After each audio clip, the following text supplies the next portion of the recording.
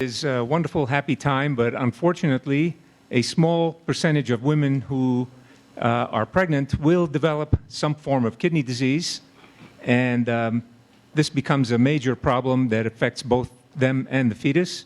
And so Dr. Agarwal will be discussing the combination of pregnancy and the kidney.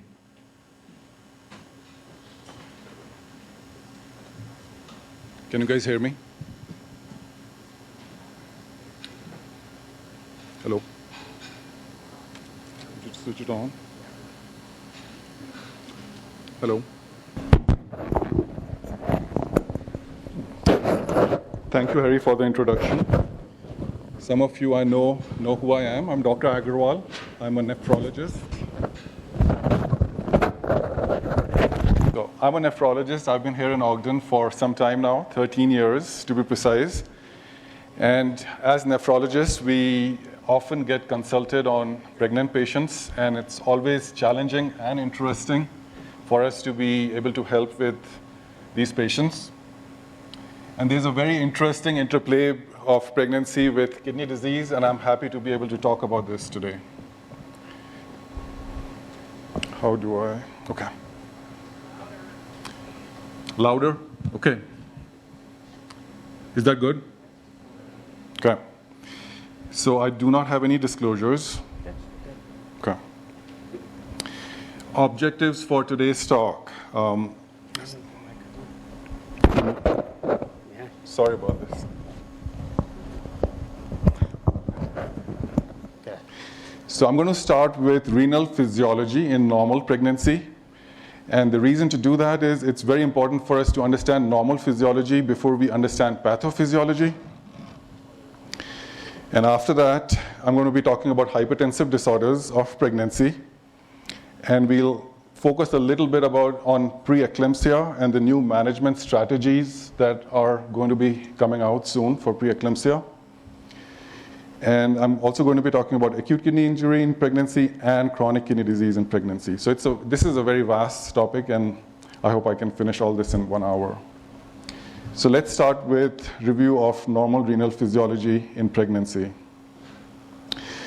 So when we talk about renal and urinary tract physiology, we can classify this in terms of anatomic changes, renal hemodynamic changes, or electrolyte acid-base changes.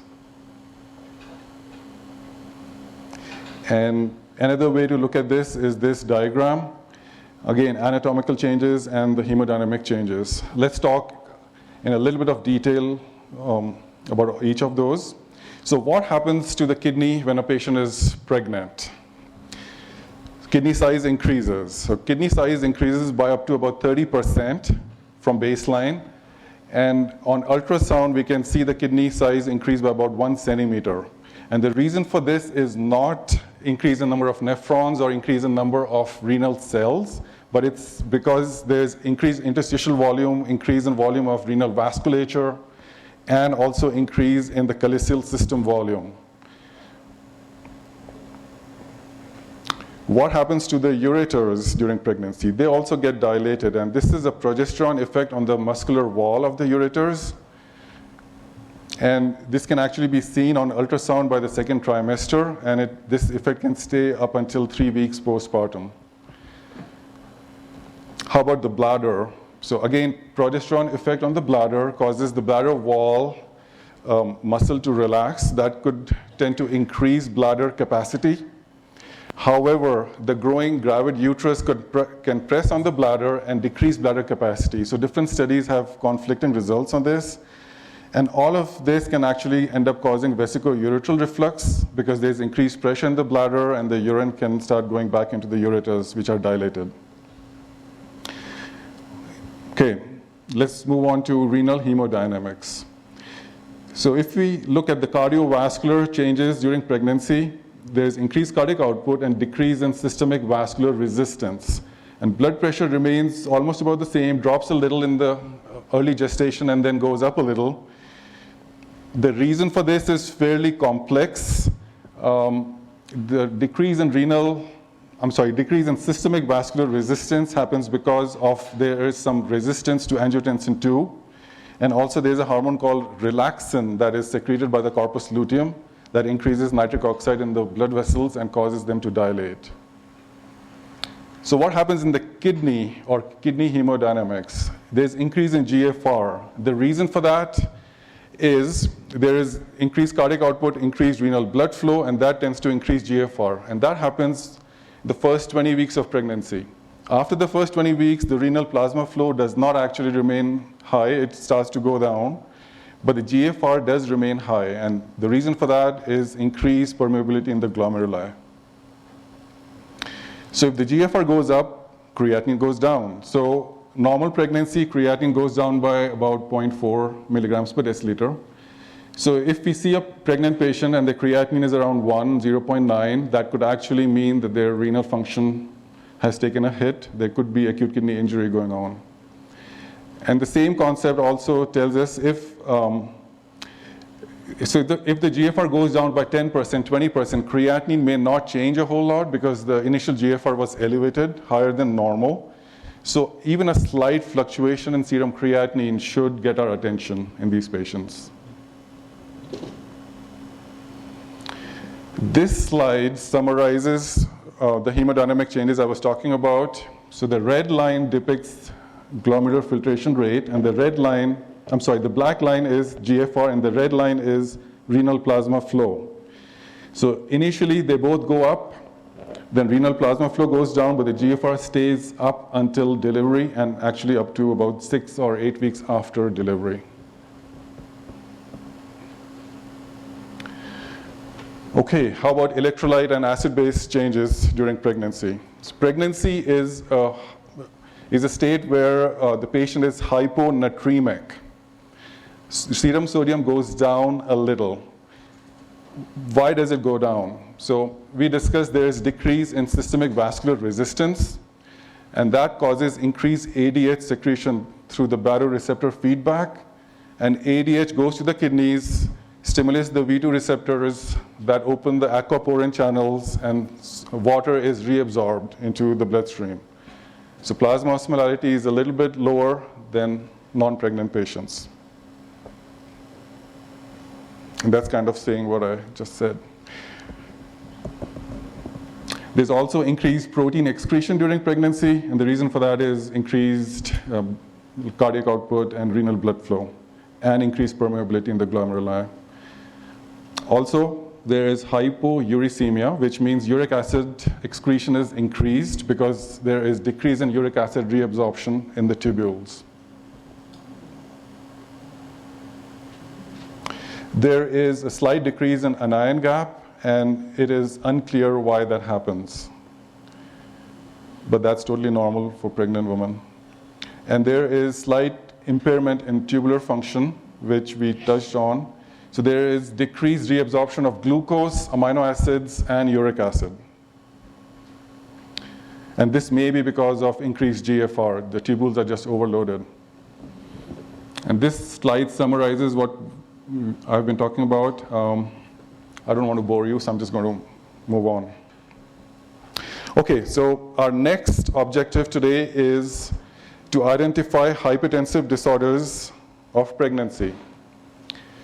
So there are 4 typical hypertensive disorders of pregnancy that have been described, and most of you, I'm sure, know this: preeclampsia, or chronic hypertension during pregnancy, or preeclampsia superimposed on chronic hypertension.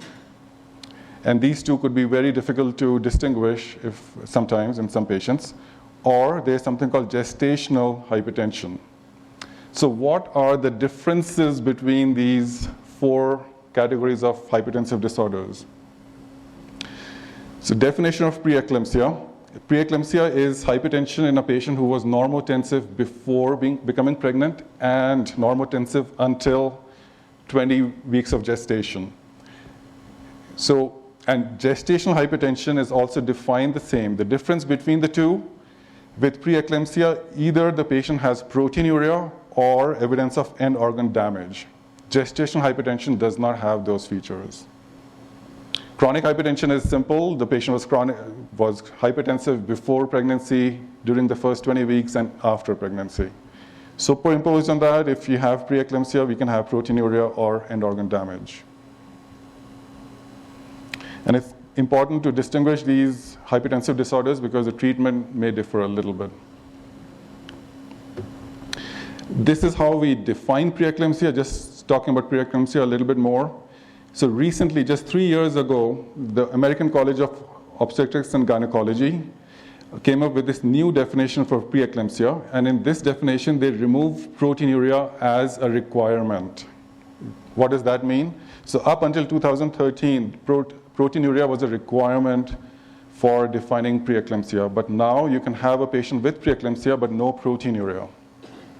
And if you want to define this as preeclampsia, if they do not have proteinuria, they'll have to have some end organ damage, which could be acute kidney injury, acute liver injury, thrombocytopenia, pulmonary edema, or cerebral symptoms. Let's talk a little bit more about preeclampsia. So there have been some recent developments in the understanding of the pathophysiology of preeclampsia and management. A brief pathophysiology of preeclampsia, just to touch on, okay, what causes preeclampsia. So the main feature of preeclampsia is placental ischemia. In a normal pregnancy, there are the spinal arteries in the uterus are remodeled to increase the blood flow in the placenta. What happens in preeclampsia is that this remodeling is incomplete. That causes ischemia in the placenta, and this ischemia leads to release of some factors in the maternal circulation that then subsequently cause endothelial dysfunction. And that is a patient with preeclampsia. So what are these factors? So over the last maybe 10 years or so, there is something called soluble FMS-like tyrosine kinase 1, which has been shown to be the main factor that causes or seems to cause endothelial dysfunction in preeclampsia. This soluble factor is secreted or is produced by the placenta, and it has been in several studies now shown to be primarily involved with the pathogenesis. And we'll talk a little bit more about this in the next few slides. So how does this cause preeclampsia? Soluble FMS-like protein, tyrosine kinase 1, is a receptor for VEGF and placental growth factor. It's found normally in the endothelium, but that's not the soluble form. That's the endothelial form of FLT1. There's a splice variant of this protein called the soluble FLT1.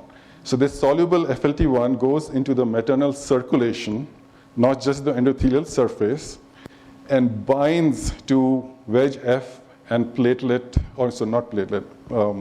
placental growth factor. When it binds to these two factors, so just looking at this diagram, the green dots are vascular endothelial growth factor, and the blue dots are placental growth factor. So when soluble FLT1 binds to these two factors in maternal circulation, they are unavailable to bind to the endothelial receptor. And that causes endothelial dysfunction. And this has been now, over the last few years, shown to be the pathogenesis of preeclampsia. A brief background about FLT1. So in 2003, that was the first landmark study that showed this. And then in 2004, just the next year, so the first study was done in rats and in the lab. And the second study was women with preeclampsia actually have a high level of soluble FLT1. And the levels go up before clinical preeclampsia. And over the last 5-6 years, there have been many studies looking at ways to try and decrease the levels of soluble FLT1 to try and help patients with preeclampsia. And they have tried to use statins, beta blockers, and biologic agents, including antibodies to FLT1. So this brings up an interesting point that if we can remove soluble FLT1 with plasmapheresis, could we actually treat these patients with preeclampsia? So the folks at Harvard Medical School published this study just 2 months ago in the Journal of American Society of Nephrology. This is a pilot study, open label pilot study, very small study as proof of concept. They took 11 patients with early preeclampsia and did plasmapheresis on these patients to remove soluble FLT1. So this study aimed at looking into if we can remove FLT1, does that help reduce the disease progression in these patients or limit the disease progression? And apheresis was performed using negatively charged columns because FLT1 is positively charged. So they were trying to target this particular protein. So just a little bit about the design of the study. 11 pregnant women with early preeclampsia, diagnosed early between gestation weeks of 23 to 32. And these women served their own controls for the physiological changes with plasmapheresis or apheresis. And they also had 2 other control arms with 22 women with preeclampsia, early preeclampsia, and 22 women with preterm deliveries but not preeclampsia. So what were the results? So when they did plasmapheresis, most patients got plasmapheresed only once. So out of 11, I think 6 got plasmapheresed only once, and 4 got plasmapheresed twice, and 1 got plasmapheresed 3 times. And the study did not mention why that difference. I tried to look that up, but don't know. But maybe it's just the nephrologist's choice or somebody chose to do that. Mean reduction in FLT1 was 18%. That resulted in a 44% reduction in proteinuria. And that was their endpoint. They were looking at proteinuria. They also looked at if they could delay delivery, if the pregnancy could go on for longer. So in patients who were plasmapheresed only once, they could delay delivery by 8 days. If the patients were plasmapheresed more than once, the average was 15 days delay in delivery. And that compared to only 3 days in patients who did not get this treatment. And this was statistically significant. And they also looked at the fetal outcomes. They looked at oxygen need and days for how many days the neonates needed oxygen. In the control group, the neonates needed oxygen for an average of 11 days, and the plasmapheresis group only 2 days. So that was also significant, according to them.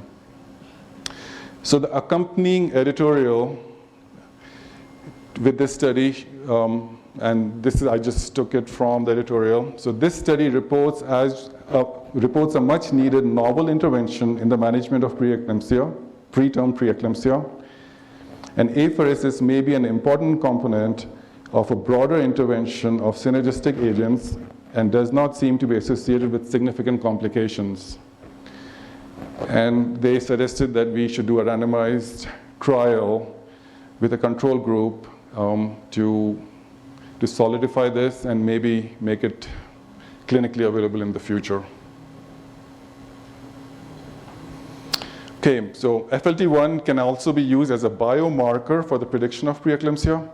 And for right now, it's a better negative predictive marker rather than a positive. So in a patient who has normal soluble FLT1 levels, there is a 99.3% negative predictive value to that. And they are still doing studies to look at if high FLT1 levels could predict future preeclampsia. And we are still waiting on the studies for that. Okay, that was it for what's new in preeclampsia. I'm going to move on to acute kidney injury in pregnancy. Okay, so as nephrologists, we get consulted. I think this is the main reason we get consulted to see pregnant women or pregnant patients is acute kidney injury. And it kind of depends on what their gestational age is and what the cause of acute kidney injury could be. For the first trimester up to maybe 20 weeks, it's usually sepsis or ATN. But after the first 20 weeks, there are many pregnancy-related acute kidney injury reasons, specific reasons. That could include sepsis again, because that's just more common, but it could also include preeclampsia with or without HELLP syndrome. It could include acute fatty liver of pregnancy. This is rare. I've never seen one with that condition. Or it could also include thrombotic microangiopathies. And these include TTP and HUS. TTP is thrombotic thrombocytopenic purpura, or atypical hemolytic uremic syndrome. And another way to look at this is, if we are called to see a patient with acute kidney injury, we first look at, okay, what's the gestational age? If it's first 20 weeks, we're thinking pre-renal, acute tubular necrosis, secondary to septic abortion, or acute kidney injury from, like, for non-pregnant patients. We do a workup based on that. If it's after the first 20 weeks, preeclampsia, obviously you want to think about that with or without HELLP syndrome. You want to think about thrombotic microangiopathies. And again, acute fatty liver of pregnancy. And they can still have ATN from sepsis or from anything else. Ischemic ATN or toxic ATN. Let's talk a little bit about thrombotic microangiopathies. So what is thrombotic microangiopathy? So the best way to explain this would be maybe, so it's blockage of the small arterioles and capillaries by fibrin and agglutinated platelets. And then cells are trying to go through that. That causes hemolysis. So hemolytic anemia, thrombocytopenia, purpura is what happens with thrombotic microangiopathies. And pregnancy may trigger both types, TTP or HUS. So what is TTP, thrombotic thrombocytopenic purpura? What causes TTP? So there is a factor called von Willebrand factor. And the function of this factor is to agglutinate platelets or coagulate platelets. And there's a protease called ADAMTS13 that breaks this factor and prevents that from happening. So in TTP, there is deficiency of ADAMTS13. And this could be acquired or genetic. Pregnancy tends to worsen this deficiency. So when ADAMTS13 levels go down, there are big von Willebrand factors floating around, causing platelet agglutination and causing the thrombotic microangiopathy. So the treatment for TTP is remove the von Willebrand factors, so plasmapheresis, and replace plasma with FFP. Replace patient's plasma with FFP. There's something called atypical hemolytic uremic syndrome. What causes that? So if there is abnormal alternative complement pathway dysregulation, that tends to cause the same thing. Platelets agglutinate, causes TMA. Treatment for this, there is a new medication. It's a C5 inhibitor, complement 5 inhibitor, very, very expensive. I think it's called eculizumab. And that is a specific treatment for atypical HUS in these patients. I've yet to see a patient with this, so I've not used the medicine as yet. Okay, acute fatty liver of pregnancy. Very rare. What causes this condition? So this is actually caused because of fetal free fatty acids. So there is a dysregulation of mitochondrial free fatty acid metabolism in the fetus, which then cross the placenta, go into maternal circulation and cause acute acute liver injury. And it also causes endothelial dysfunction. Sorry. And so you can have thrombocytopenia and hypoglycemia because of the liver injury. This is very rare. Renal cortical necrosis, that's another reason to have acute kidney injury in a pregnant patient. Sudden severe hemorrhage, low blood pressure can cause sudden decrease in renal blood flow, causing necrosis. This is one irreversible cause for acute kidney injury in a pregnant patient. Not good. Okay, chronic kidney disease in the pregnant patient.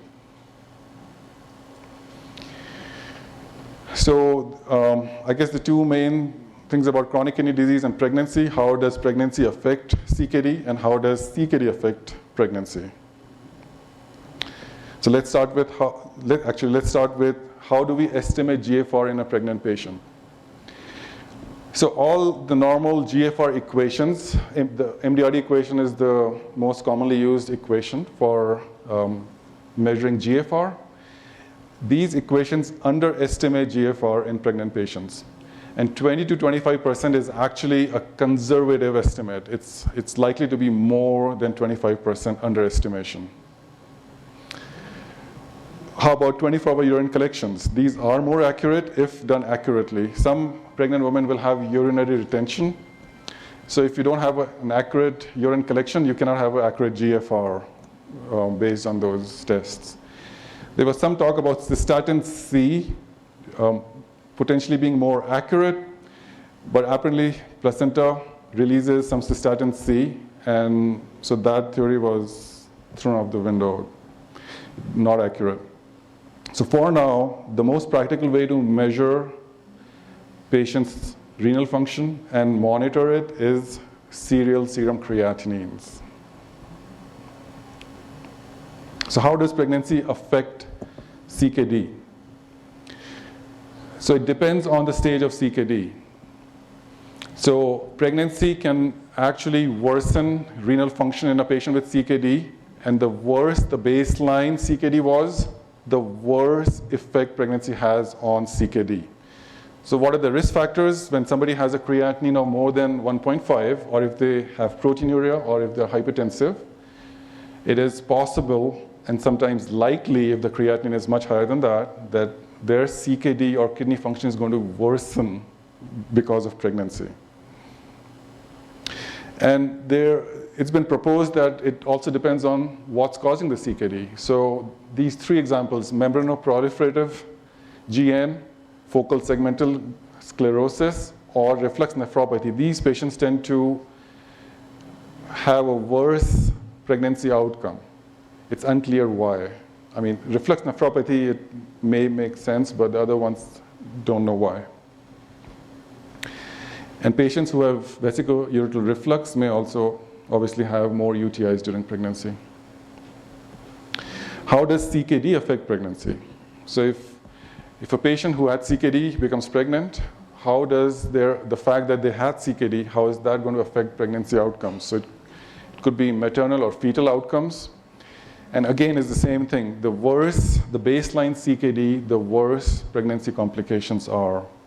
And the main CKD complications on pregnancy are preterm delivery, small for gestational age, cesarean section, and need for neonatal ICU.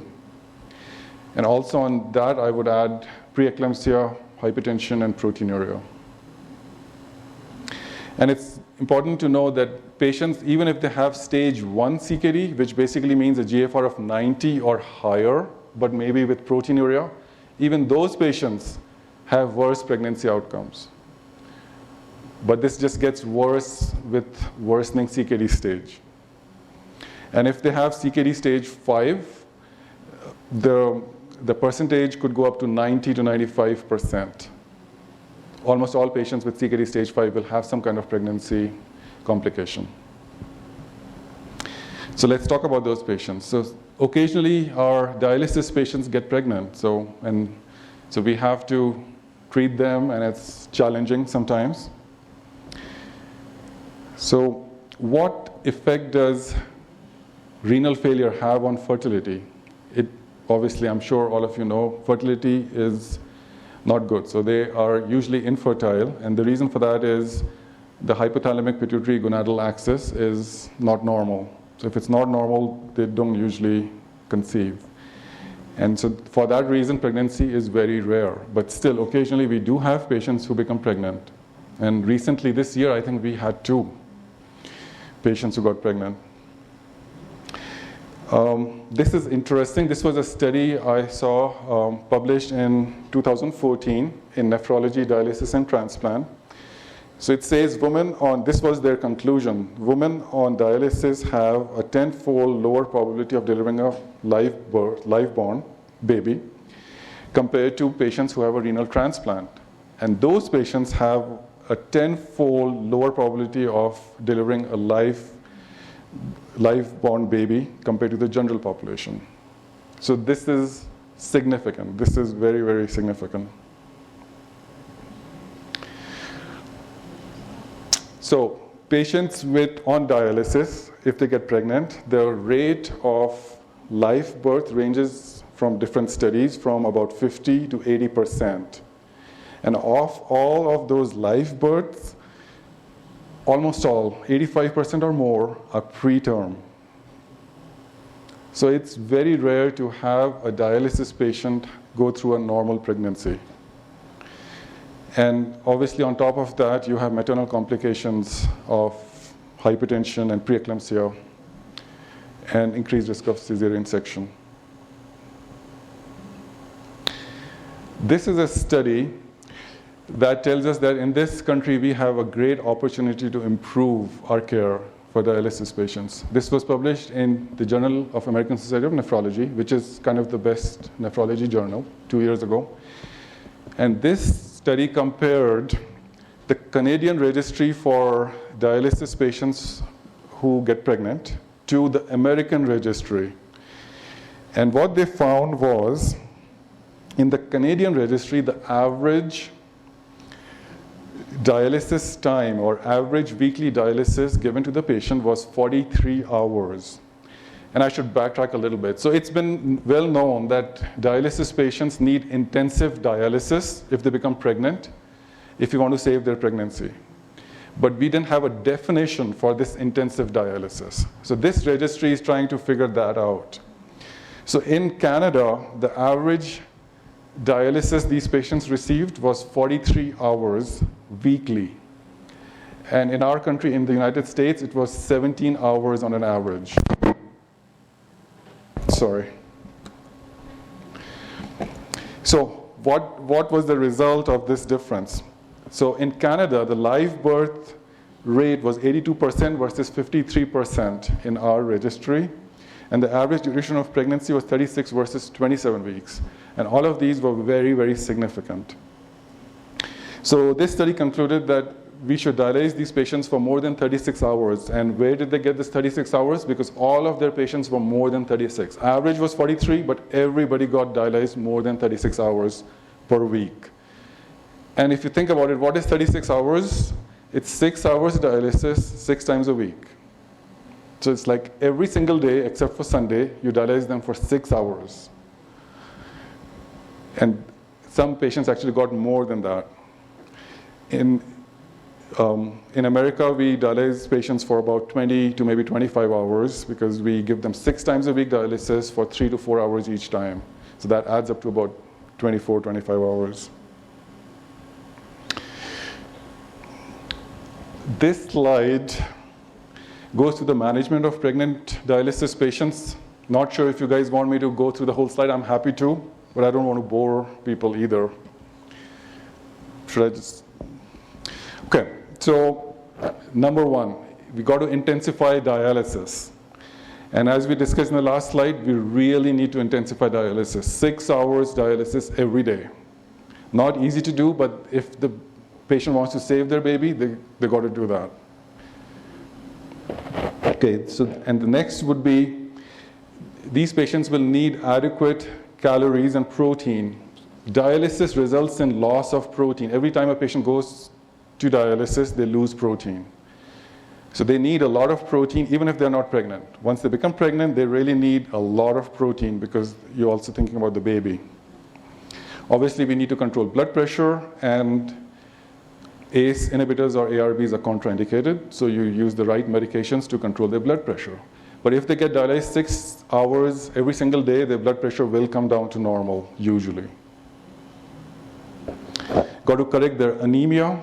Almost every patient on dialysis gets erythropoietin or RNS anyway, and you got to continue that, make sure the hemoglobin is normal. We got to make sure they get enough calcium, and we have to, if they have premature labor, and that's more of an OB thing, but the obstetrician will then have to take care of that part. And even after we do all of this, as you can see, the rates of successful outcomes are still low. And it might be that we are just dialyzing them less than they should be.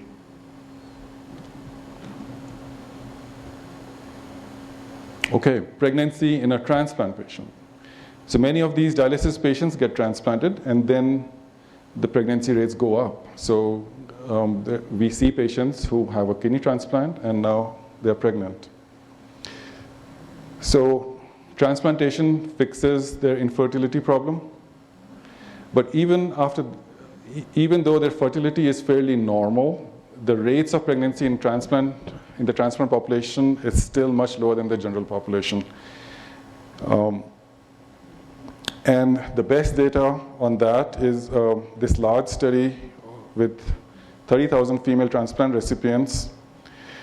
And for the first 3 post-transplant years, the adjusted pregnancy rate was 33 per 1,000 women years, compared to 100 per 1,000 women in the general population.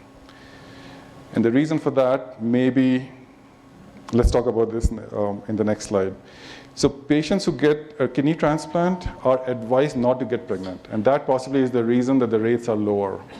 They're advised to not get pregnant for the first 1 to 2 years, because there is a risk with all the immunosuppression they're on and possible rejection in the first 2 years that the nephrologists do not want to complicate this with a pregnancy, and the patients don't want that either. And also, we want their creatinine to go to normal before they become pregnant, and we want to make sure they don't have any proteinuria anymore, if possible. So immunosuppressive medications. All transplant patients are on immunosuppressive medications if they want to protect their kidney from rejection. So a patient who's not pregnant and has a kidney transplant usually is on 3 immunosuppressive medications. They're on prednisone, they're on a calcineurin inhibitor, which could be cyclosporin or tacrolimus, the first 2 on the list. So either or, not both. And an anti-metabolite, which is usually mycophenolate, also called Cellcept. Of all these medications that potentially could be used, mycophenolate is the one that is completely contraindicated if somebody is pregnant because of high birth defect rates. And this was published in 2010. The birth defect rate in that study was 23%. So that's high, and this medication is contraindicated. So if a transplant patient is contemplating pregnancy, this mycophenolate has to be stopped, and it's usually converted to azathioprine or Imuran, which could potentially be given during pregnancy. The last medication on this list is sirolimus, which is an mTOR inhibitor. It's uncommonly used, and especially in pregnant patients, it's never used. So, okay, allograft rejection during pregnancy. So transplant patient becomes pregnant, and now they have rejection. It's uncommon for a variety of reasons, but the main reason is there are not too many transplant patients who are pregnant because of the reasons we mentioned, and allograft rejection is becoming very uncommon anyway. And so because it's so uncommon, we really don't have good data on the epidemiology. So timing and nature is not very clear. And there was some controversy about, okay, can we biopsy a transplant kidney in a pregnant patient? And the answer seems to be yes. There have been many case reports of kidney biopsies with no real complications. So for a transplant patient who's pregnant, creatinine is going up, yes, we can biopsy their kidney.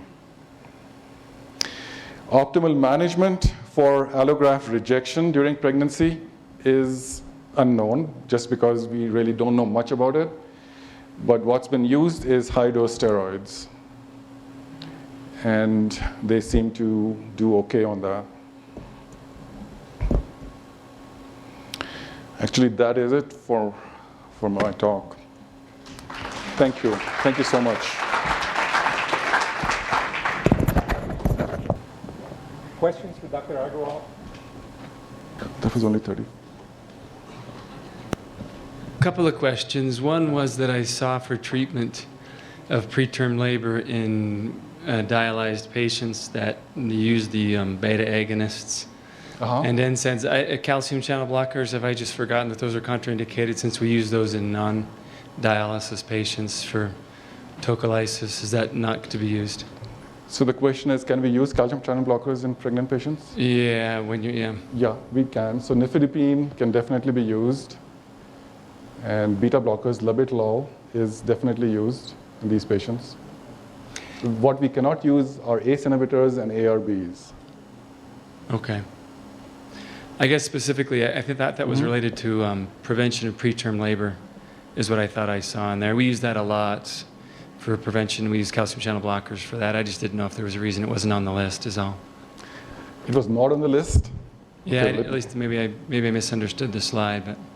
Okay. I mean, whatever we can do to prevent preterm labor is fine as long as it's not contraindicated. And calcium channel blockers and beta blockers are just fine. Okay. And another question. Is it possible that there's less rejection? Like we see improvement of lupus and psoriasis and other autoimmune conditions. I wonder if it's possible that the immune system is sort of going on vacation for the benefit of the fetus. Does that have anything to do with less rejection maybe? Yes, absolutely it could. However, these patients are on strong immunosuppressive medications, and that effect is much stronger than maybe the pregnancy effect. But yes, absolutely it could have an additive effect on the medications.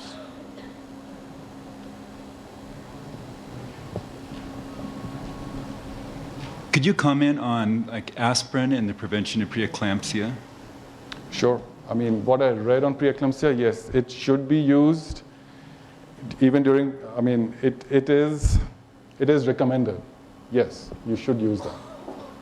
But it's more of a OB thing, so the obstetrician will end up using that, and we will continue that medication. So in your chronic failures, your kidney failure patients, is there any change in your magnesium therapy since we're watching their urinary output so closely? So the question is, if they are pre-eclamptic, is there a change in magnesium dosing? Yes, definitely there is, because they are in kidney failure, their clearance is reduced. So the recommendation is you have to check magnesium levels after each dose, and then based on that level, decide if the patient should get more.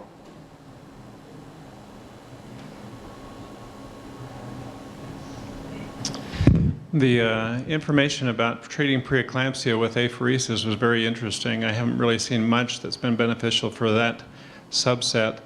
It sounded like that was more an experimental thing. Is that available around here? Is that being done? Any future, your guess on if that's going to be available soon here? Yeah. So my guess on that is within the next 5 years, we are going to see some major changes in the recommendations, because the proof of concept studies have been done, and they're actually enrolling patients for a randomized controlled trial. And if that comes back positive, I don't see how FDA will not approve that, because plasmapheresis is such a safe therapy used for so many other things anyway. Thank you. Thank you.